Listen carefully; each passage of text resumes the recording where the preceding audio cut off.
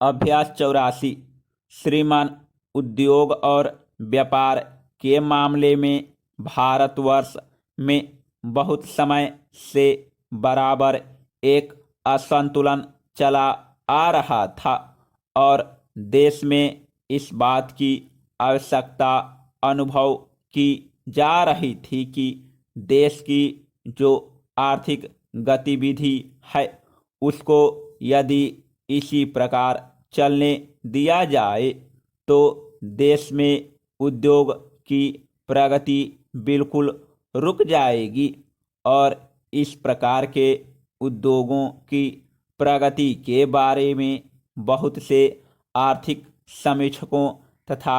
आर्थिक समस्याओं का ज्ञान रखने वाले विद्वानों ने समय समय पर अपने विचार प्रकट किए और बहुत से लोगों ने इसमें महत्व पर और व्यवहारिक पहलू पर नीति और सिद्धांत के रूप में विवेचन किया। बहुत से मित्रों ने कुछ थोड़े से उद्योगपतियों के घरानों को सामने रखकर बातें कही और इस बिल को बनाने में अपना सहयोग दिया। हमने भी इस विषय में अध्ययन किया है और अध्ययन करने के बाद इस परिणाम पर पहुँचे हैं कि देश इस समय औद्योगिक क्रांति के युग से निकलता जा रहा है और इस समय न तो यह अच्छा होगा कि हम ऐसा कानून बना दे जिस कानून के जरिए से जो उद्योग में रुचि लेते हैं या जो उद्योगपति हैं उनके हाथ पैर को इस तरह से बांध दिया जाए कि वे आगे ही न बढ़ सके और न हम इस मत के हैं कि उनको स्वच्छंदता के साथ इस कदर आगे बढ़ने का मौका और अवसर दिया जाए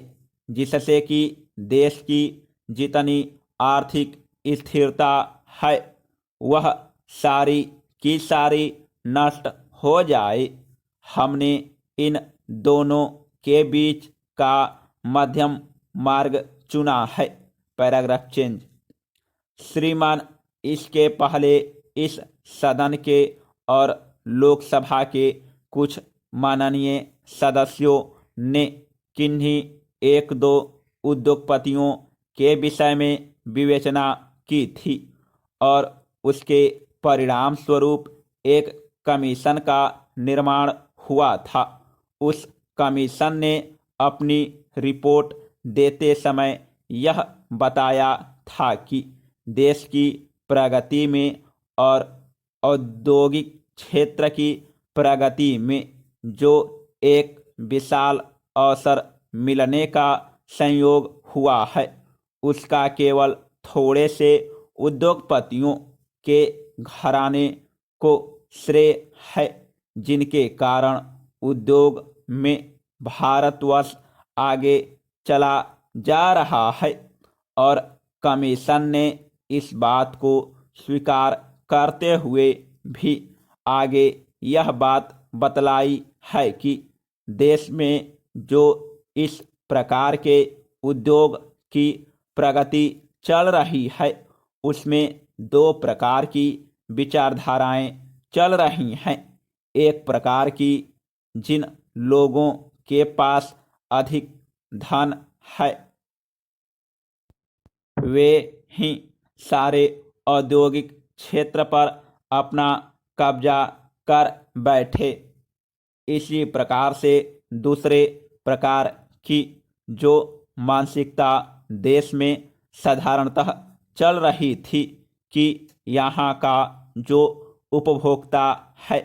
उसके पास सामान उतनी सस्ती दर पर न दिया जाए कि जितना किसी उद्योग से निकलकर सर्वसाधारण के हाथ में सामान पहुंचाया जा सकता है,